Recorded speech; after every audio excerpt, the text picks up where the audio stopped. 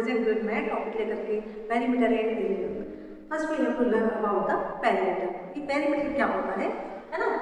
देखिए कोई भी 2D शेप जैसे आपका हुआ रेक्टेंगल, जैसे कि आपका ट्रायंगल, कोई भी शेप हुआ उसका पेरीमीटर होता है। पेरीमीटर मीन्स जितनी भी साइड्स है, पेरीमीटर मीन्स होता है किसी भी चीज का आपको पेरीमीटर का फाइंड करने के लिए बोले 2D शेप्स का, तो आप कैसे फाइंड करेंगे?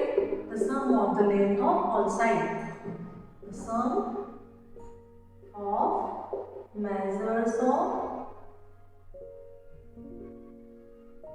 of length of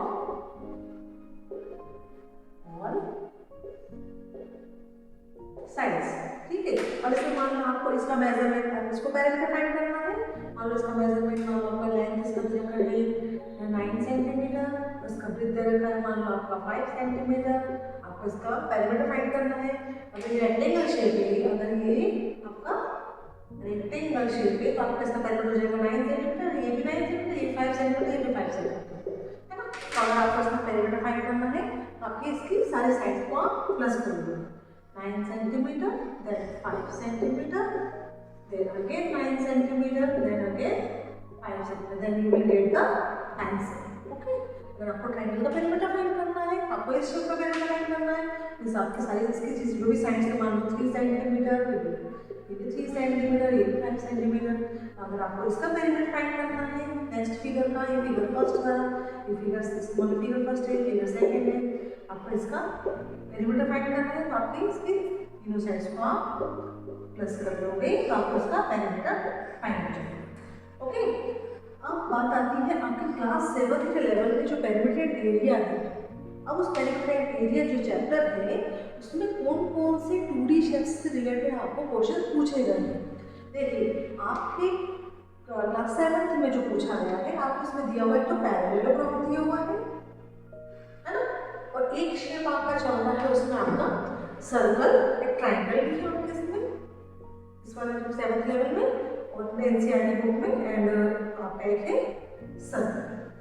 ठीक है, आपको 3 टाइप के 2D शेप्स इसमें दिए हुए हैं क्लास 7 के लेवल में। आपको इसका पेरीमीटर फाइंड करना है तो पैरेललोग्राम का जो पेरीमीटर अगर वो आपको फाइंड करना है, पैरेललोग्राम को आप रेक्टेंगल बोल सकते हैं। ठीक है, पैरेललोग्राम को आप रेक्टेंगल पैरेललोग्राम बोल सकते हैं। जैसे आपको मान लो ये भी आपको 9 सेंटीमीटर दिया हुआ है, ये 5 सेंटीमीटर दिया हुआ है, तो जैसे रेक्टेंगल में आमने सामने की साइड इक्वल होती है, ऐसे पैरेललोग्राम में भी opposite sides, pairs of opposite sides are equal, that's why we can use the sum of the measures of length of all sides। ये आप इस तरीके से भी प्लस कर सकते हैं, या फिर जो पेरीमीटर ऑफ रेक्टेंगल का जो फॉर्मूला होता है आपका, है ना, पेरीमीटर ऑफ रेक्टेंगल का जो फॉर्मूला होता है 2 into, देखो यहाँ पर क्या हो रहा है, लेंथ 2 टाइम आ रही है, ब्रेथ भी 2 टाइम आ रही है ना। इसके ऊपर क्या यूज कर सकते हैं formula 2 times length plus breadth, है ना। जो पेरीमीटर ऑफ रेक्टेंगल का जो फॉर्मूला यूज करते हैं एज इट इज वही फॉर्मूला हम यहाँ पर 2 into length plus breadth use कर सकते हैं। ठीक है, अगर आपको पेरीमीटर ऑफ ट्रायंगल फाइंड करने के लिए दिया जाएगा तो अभी हमने आपको बता ही दिया। अब अगर आपको पेरीमीटर ऑफ सर्कल बोला तो आप इसको क्या कह सकते हैं, है ना। क्वेश्चन दे दिया find the perimeter of this circle. अगर आपको यहाँ पर मान लो कोई रेडियस दी हुई है, ठीक है, और आपको इसको पेरीमीटर बोला तो यहाँ पर जो पेरीमीटर वर्ड है सर्कल के, वो एक नया वर्ड मिलता है आपको, पेरीमीटर बन जाता है आपका सर्कमफ्रेंस। जो पेरीमीटर जो वर्ड है वो बन जाता है आपका सर्कल में, आप अगर इसको पढ़ रहे हैं तो बन जाता है सर्कमफ्रेंस। सर्कमफ्रेंस क्या होता है, तो यहाँ पर आपको इसका अगर फॉर्मूला बनाना है तो देखो आप थोड़ा सा अभी ध्यान रखिएगा कि ये जो पोर्शन है ना, ये जो पोर्शन है बाउंड्री, ये हो गया 2 पाई, ठीक है, और ये आर। तो इसका जितने भी 2D शेप्स हैं उनका पेरीमीटर फाइंड करने के लिए हम उनके लेंथ और ब्रेथ से कनेक्ट करते हैं उसको, तो यहाँ इसका सर्कमफ्रेंस का फॉर्मूला है आपका 2 पाई आर। ओके, अगर आपको फाइंड करने से मान लो आपकी रेडियस दी हुई है 5 सेंटीमीटर, है ना, आपको इसका सर्कमफ्रेंस फाइंड करना है तो आप क्या यूज करेंगे 2, देन पाई की वैल्यू एक कांस्टेंट, पाई होता है आपका कांस्टेंट। ठीक है, पाई कांस्टेंट होता है जिसकी वैल्यू 22/7 भी होती है, या फिर आप 3.14 भी रख सकते हैं। ठीक है, आप पाई की वैल्यू आप इन दोनों में से जो भी सब्स्टिट्यूट कर सकते हैं। लेकिन अगर आपको कोई स्पेशली क्वेश्चन में इंस्ट्रक्शन दिया हो कि आपको यही यूज़ करना है तो अब आपको वही वैल्यू को यूज़ करना पड़ेगा। अब यहाँ पर 3.14 रखेंगे आप, है ना, और जो भी रेडियस है आपका इसका, कितने रेडियस आपका 5 सेंटीमीटर, 5 सेंटीमीटर करके इसको सॉल्व करेंगे तो आपका यहाँ पर आपको आंसर मिल जाएगा। Circumference means perimeter of circle. Okay, आपके इस टाइप के जो क्वेश्चंस हैं वो आपके एक्सरसाइज में क्लास 7 की एनसीईआरटी बुक में कुछ क्वेश्चंस पूछे हुए हैं, है ना। तो let us start that questions.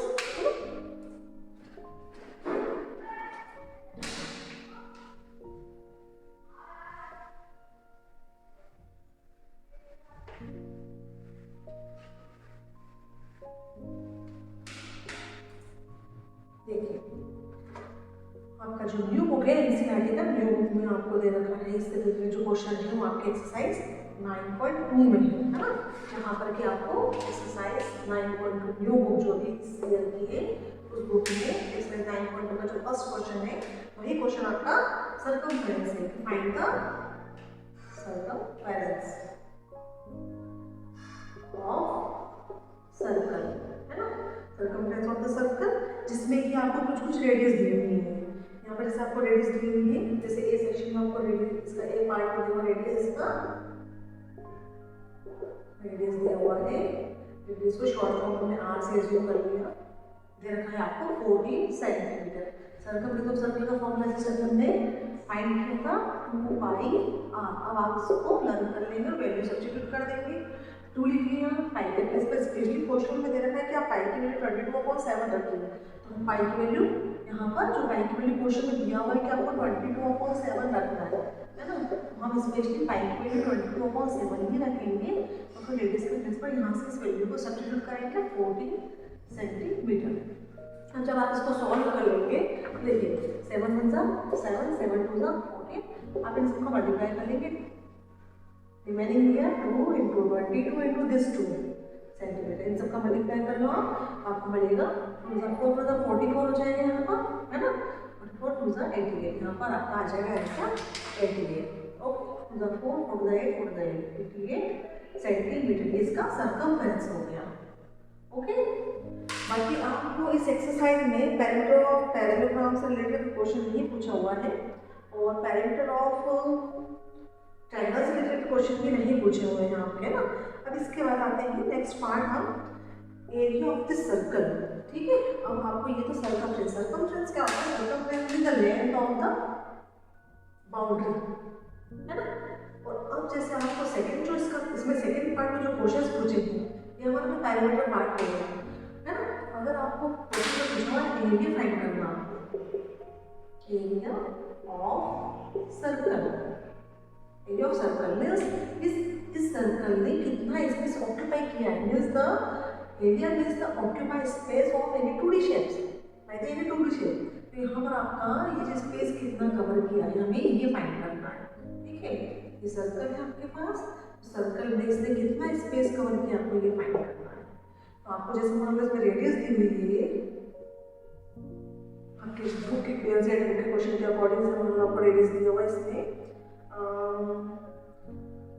एक क्वेश्चन लेते हैं उसमें भी हमें रेडियस 14 सेंटीमीटर दिया हुआ है। इसका एक वाला क्वेश्चन है, सेकंड क्वेश्चन का ये पार्ट, उसमें रेडियस आपको 14 मिलीमीटर दिया हुआ है, रेडियस दिया हुआ है r इक्वल टू 14 मिलीमीटर, ठीक है। इसमें भी आपको स्पेशली बोला हुआ कि पाई की वैल्यू आपको 22/7 ही आपको सब्स्टिट्यूट करना है। देखिए अब यहाँ पर ये रेडियस है ना, आपको इसका फाइंड करना है एरिया, ठीक है। तो एरिया ऑफ सर्कल का फॉर्मूला होता है पाई r स्क्वायर, ओके। अब यहाँ पर आप वैल्यू रखेंगे, पाई की वैल्यू 22/7 और रेडियस की वैल्यू आपकी आ जाएगी यहाँ पर से 14 देन स्क्वायर इसका, तो ये पावर 2 को स्क्वायर बोलेंगे हम, 22/7 इंटू 14 इंटू 14, इसका मतलब 7 से कैंसिल हो सकता है आपका, 7 1 7 7 2 14, अब इनका मल्टीप्लाई करेंगे, है ना। कितना होगा आपका 22 में 2 का मल्टीप्लाई किया 44, देन दिस 14 मल्टीप्लाई कर लीजिए, 4 4 जा 16 16 का 6 1 के 4 जा 16 प्लस 1 17, फिर 1 से मल्टीप्लाई किया 1 4 जा 4 1 4 जा 4 6 7 प्लस 4 कितना हो जाएगा आपका 11, 1 कैरी 4 + 5 + 1 6 आंसर आ जाएगा आपका 616 millimeter. Here is given unit is the millimeter, so you will write here millimeter. Then now let's find here area. तो इसका हम क्या लगाएंगे यहाँ मिलीमीटर स्क्वायर. जो एरिया होता है उसमें देखो मिलीमीटर स्क्वायर कैसे हो गया, 40 मिलीमीटर को हमने 2 टाइम, यहाँ पर मिलीमीटर है आपका और यहाँ पे मिलीमीटर 2 टाइम है, इसलिए इसकी यूनिट हो गई मिलीमीटर स्क्वायर. ओके, ये आपने एरिया फाइंड करना सीखा है एरिया ऑफ सर्कल का.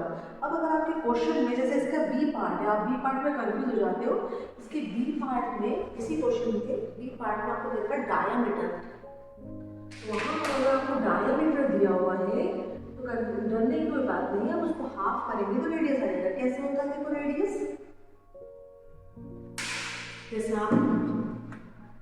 आपका ये सर्कल है ना, इस सर्कल में हम सेंटर से एक डिस्टिंक्ट पार्ट है ना, इक्वल डिस्टेंस पर जो पार्ट होता है ये है ना, इसको तो हम कहते हैं radius.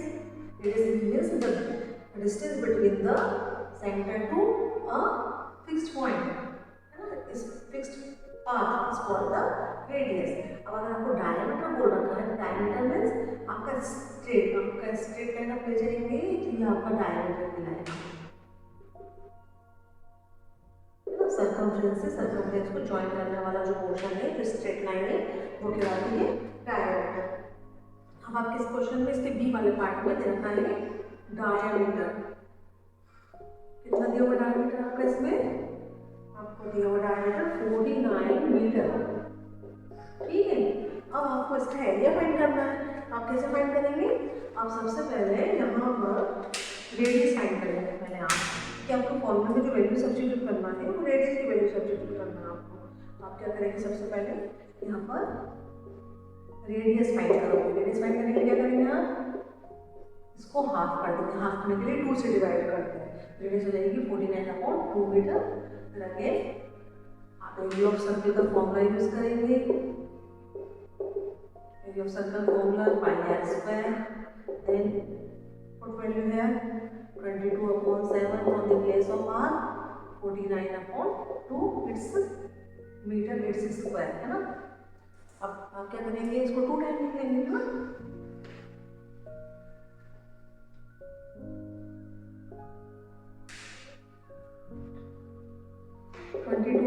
as it is, then into 49/2.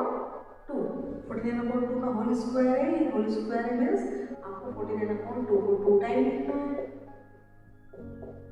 Metre ना, तो देखिए 7 से कैंसिल हो जाएगा, 7 7 49, 2 से आपका कैंसिल हो जाएगा, 2 2 अब आपके पास जो रिमेनिंग पार्ट में क्या क्या है, 11 × 49 मीटर × 7 मीटर और अपॉन में 2.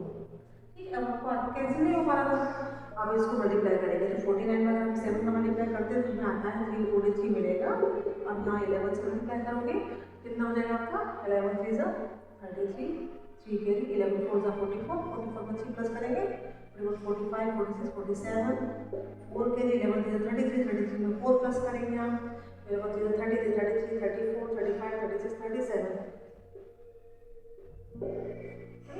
37. देन आपका हो गया यहाँ पर आंसर 3773/2. अब आप इसको 2 से डिवाइड कर दोगे. 2 1 2, रिमेनिंग है 1, 7 carry down, 2 8 16, 1 remaining, 7 carry down. Again 2 8 16, then remaining 1, 3 carry down, 2 6 12, 1 remaining, 4 point here, 0 here, 2 5 10 है ना. We'll get its answer is 1886.5 metre square. Okay, is it clear? I hope आपको ये फाइंड करना आ गया होगा एरिया ऑफ सर्कल कैसे find करना है. ठीक है, ओके स्टूडेंट्स, देखिए आपने इसमें तो सीखा है, इसका इसी का थर्ड क्वेश्चन लिखते हैं है ना. इसी के थर्ड क्वेश्चन में आपको दिया हुआ है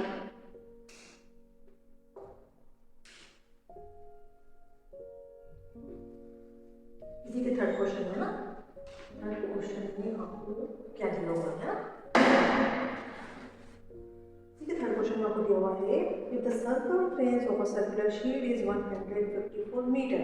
क्वेश्चन पढ़ने दिया हुआ है, सर्कमफ्रेंस